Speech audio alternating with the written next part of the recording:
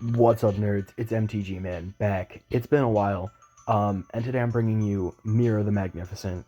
This is a build your own precon, so of course we're going for that $45 budget. And this deck's $44.92, which seems about right. So let's just get into it. So Myra the Magnificent, when you cast an instant or sorcery from your hand, you open an attraction. And then you can pay X and tap her, exile an instant or sorcery from your graveyard with mana value X from your graveyard, and choose an attraction you control that doesn't have a midway counter on it. You put a midway counter on it, and when you visit that attraction, copy the exiled card. You may cast the copy without paying its mana cost. If y'all don't know how attractions work, at the beginning of your upkeep, you roll a d6, and every attraction has an indicator mark on it. Like this one activates on 2, 5, or 6, and then you get its ability if you rolled a 2, 5, or 6, and then with Myra, you'll get whatever spell was exiled, also on a 2, 5, or 6. This deck looks to use basically the most easily hittable attractions, all of the ones that have 3 numbers, so that theoretically we're able to hit an attraction every turn, along with Hall of Mirrors, which can turn your other creatures into copies of Myra, so that, you can just tap them and get more stuff from your graveyard. An information booth. These are the 2 real standouts. Everything else is going to activate on 3 different numbers, which is what you're looking for. We want to be getting as many free spells every turn as possible. If you don't know, to open an attraction, at the beginning of the game, you shuffle your attraction deck, which is the 10 cards down there. You can have more than 10, but I just wanted to have the 10 most useful. And whenever you open an attraction, you take the top one off, and it's basically an artifact on board. It can't really be returned to hand. I don't think it goes to the graveyard. I think there's a separate zone for it. But it can be destroyed with like artifact removal and shit like that, so you do have to be worried about that. But let's just get into it. So first off, we have like one baseline creature, and that's Crackling Drake. It's just going to get bigger with the amount of spells in exile and in your graveyard, which this deck casts a lot of spells. Plus, it's just going to give you a nice beat stick if the game comes down to that. Myra's ability is going to cost a lot depending on what spells we want to be exiling. So we have Training Grounds to make it cost less, and then Illusionist Bracers is going to let us copy her ability so that we can get 2 spells. It's just going to seem like a lot more value. Next up, this category is going to seem a little bit strange, but it's counter removal, right? So we have Chisei, Heart of the Ocean, Therapede, and Power Conduit. These are able to remove midway counters, which I know what you're saying. That sounds bad, right? Well, if we remove a midway counter, like it says right here, even if Myra leaves the battlefield, loses her abilities, or changes controllers, or it will continue to trigger if the attraction somehow loses the midway counter. So you can target the same attraction multiple times. Let's just say the first time you put a midway counter on it and you exile Opt. Then you could take the midway counter off and exile a separate spell, and then you'd be getting 2 spells every time you get that activation. So being able to remove the counter from your attractions is going to let you get more value off the same attractions. Next up, we have some dice fiddling, Bamboozling Beeble, Monitor, Pixie Guide, Vedalken Squirrel-Whacker, and Barbarian Class, along with Will, Blade of Frontiers. The thing is, even though we can hit 50% of the time, since our attractions are going off with 3 different numbers, sometimes we're not going to roll what we need. So being able to re-roll dice or change out dice results with Vedalken Squirrel-Whacker is just going to let us more consistently get the spells that we want, or the abilities we want to just kind of recast. Next up is Draw. So we want to be able to draw because it's good to get through the deck, but also it's nice to be able to get things in the graveyard that Myra will be able to exile, and you'll be able to recast for free. So we're playing Chart a Course, Clear the Mind, because this deck can do a lot of draw. Being able to shuffle your graveyard back into your library if need be isn't really going to hurt, or you can shuffle your opponent's graveyards back to disrupt graveyard strategies. Curate can put things in the graveyard and draws you. Deep Analysis is better in the graveyard. Divination, Impulse, Machinate. So all of your attractions are artifacts. So if you have your full attraction deck out, this is going to be look at the top 10, choose one, put it in hand, which is super powerful on top of the amount of like artifact ramp we have and just miscellaneous treasure. Opt, Cathartic Reunion, Faithless Salvaging, Thrill of Possibility, Tormenting Voice, Vindictive Flamestoker, Rush of Inspiration. It's like an overcosted Thrill of Possibility, but also it can be a land if we need a land. So it just felt like a good inclusion. Moving on to ramp, Brass's Bounty, if you, let's just say we play it the first time, right? And we create 5 treasures because we've ramped or whatever, right? We create 5 treasures, and then we exile it with Myra, and every time we're able to cast it off of an attraction at the beginning of the turn, we're basically getting an extra untap step. It's just going to let you create so much mana that you could kind of run away with the game. Galazeth Prismari, when it enters, create a treasure token, but it's going to let you tap your artifacts to add 1 mana of any color to spend on instant or sorceries. This is great because we can tap our attractions to cast more instants and sorceries, and then whenever we cast an instant or sorcery, we create a new attraction, so we can just kind of keep going. Arcane Signet, Diamond Lion, it's a bit gimmicky, but it's nice to get things in the graveyard, and the thing is, you can, tap it for 3, and then use whatever mana you have remaining to exile something big from your graveyard that you want to recast off of an attraction with Myra. Inspiring Statuary, again, we're going to be able to tap down our attractions for mana to cast spells with Improvise. It just kind of adds to the deck. This is one of the cards you're going to want to be getting, and there's specific tutors to find this card. Prismatic Lens, Soul Ring, Spell Satchel. It's an okay mana rock, plus it can be a draw if you need it. Silver Mirror, Sky Diamond, Fire Diamond, Is It Locket, Is It Signet. Again, this deck has a lot of ramp because we want Myra to be able to exile big spells. Removal-wise, Spell Pierce isn't quite removal, but just being able to counter a spell I kind of consider as like removal. Witness Protection, Cathartic Pyre, which is also a draw spell, so it's going to help in that regard.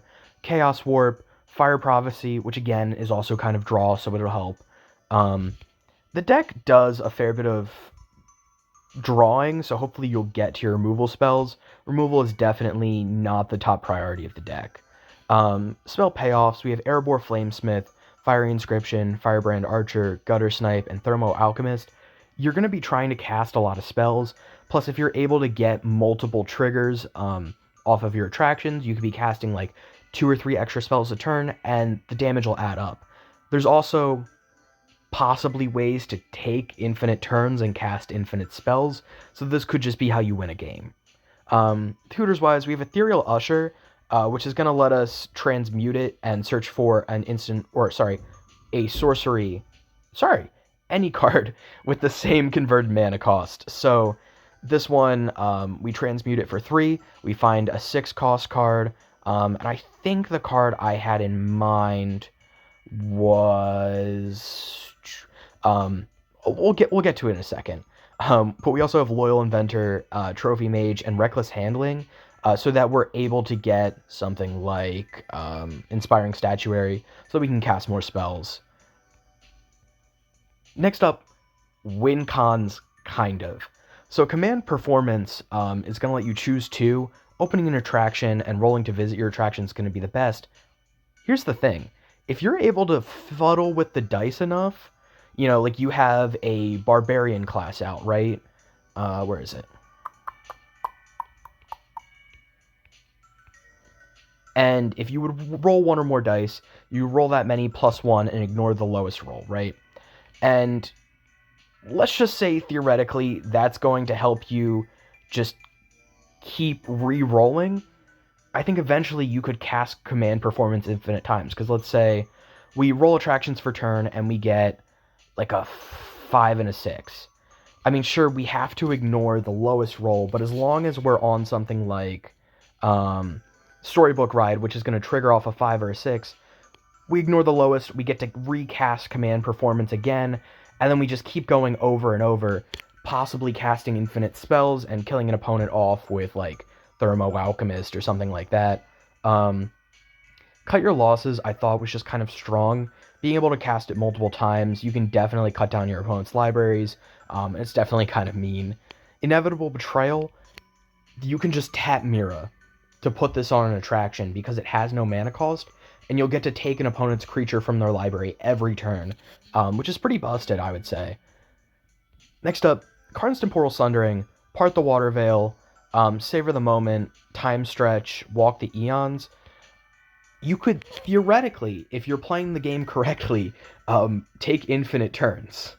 If you have the right attractions out, if you're able to keep doing it, if you're able to keep casting these spells, you could take infinite turns and either win by, pinging over and over, or eventually with infinite turns, your opponents are just going to probably give up, let's be real. And even if you want to say, oh, but you have no win con, over those infinite turns, you can at least clear the mind so that you don't deck yourself out. So, infinite turns is good.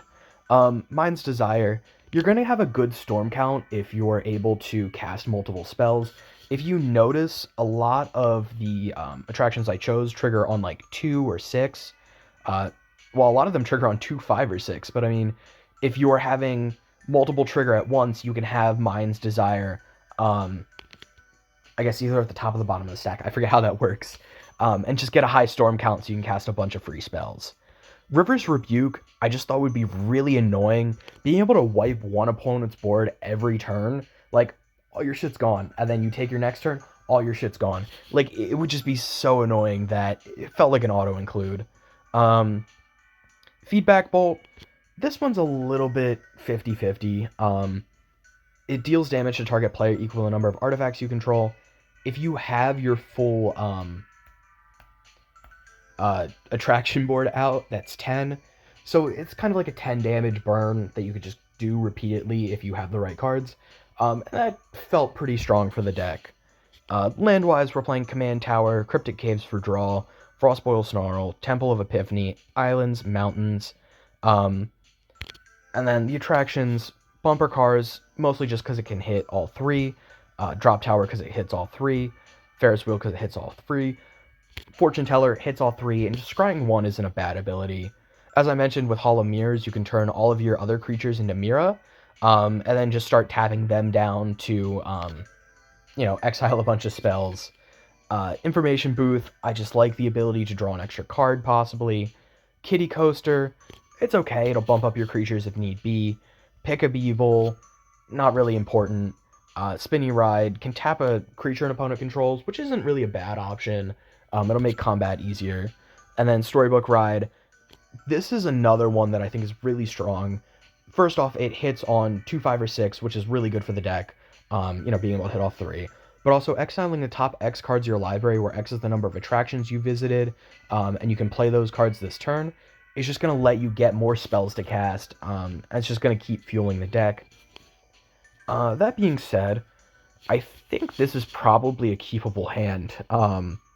We go turn 1 Island, turn 2, we go Sky Diamond tapped, turn 3, we go Mountain, we play an Is It Signet, we tap for 2, we play Pixie Guide, Temple of Epiphany to scry 1. I think we keep Will on top. No, Will go to the bottom. I don't know how to put things on the bottom, so I'm just going to put them in exile. Then we go to turn 5. We run out Myra.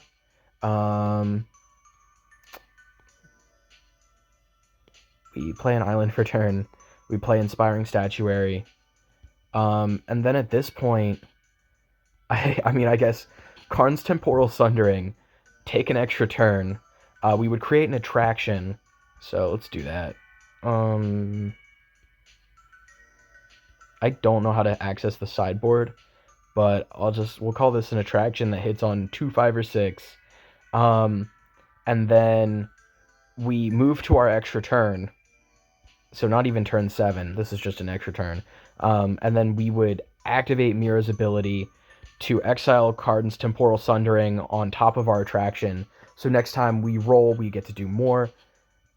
Maybe we don't even do that, honestly. There's a chance we play Brass's Bounty first. Again, at this point, when we start our next turn, we roll for attractions. If we don't get the roll, we can Pixie Guide to roll again, which, let's be real, We are looking probably for a 5 or 6, since a lot of our attractions trigger our 5 or 6. And there's a 1 in 3 chance that we get a 5 or 6 to begin with. And then there's a second 1 in 3 chance that the 5 or 6 is on the second die. So we have a good chance of just casting Karn's Temporal Sundering over and over again, and winning the game that way. It's definitely very brutal. It's definitely a very strong deck if you can get the board state together. You're definitely, again, your attractions are artifacts. One Vandal Blast and the whole game's over for you. Which is definitely scary. You can play a larger attraction deck. I think there's 22 legal attractions in Commander. So you could play a larger attraction deck if you wanted to, like, not have to worry about Vandal Blast.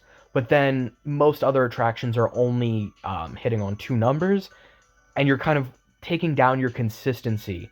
So it's definitely a lot to consider. I think we would mulligan this hand. I think we would keep this hand. We would probably put Cryptic Caves to the bottom. Mountain for or Island for turn. Island, Fire Diamond tapped. Island, Arcane Signet. Fire Diamond, Island, Fire Prophecy, put Brass's Bounty on the bottom, burn something, draw a card. Yeah, I mean, at this point, you run out Myra. Well, run out Myra. Move to turn 5.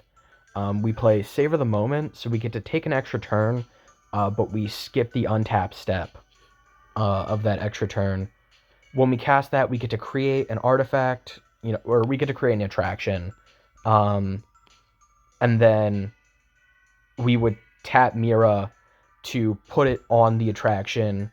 So now we have a 50% chance of taking an extra turn after our next turn. Even then, if we don't take an extra turn, we would just draw, still get to play an extra land, move to turn 6, and then turn 6, part the Waterveil, create another attraction, take an extra turn, and then on that extra turn, part the Waterveil on the attraction we just created. So we just keep getting better and better chances. I don't know if there's a way, like, this one's on 2, 5, or 6. I don't know if there's an attraction that activates on 1, 3, and 4.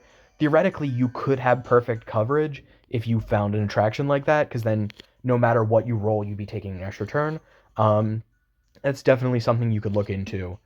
That being said, yeah, that's Myra the Magnificent. Definitely a stronger budget deck. Probably one of the stronger build your own precons, actually. That being said, this has been MTG, man. Signing off. It's been good. It's been woo, Peace, y'all.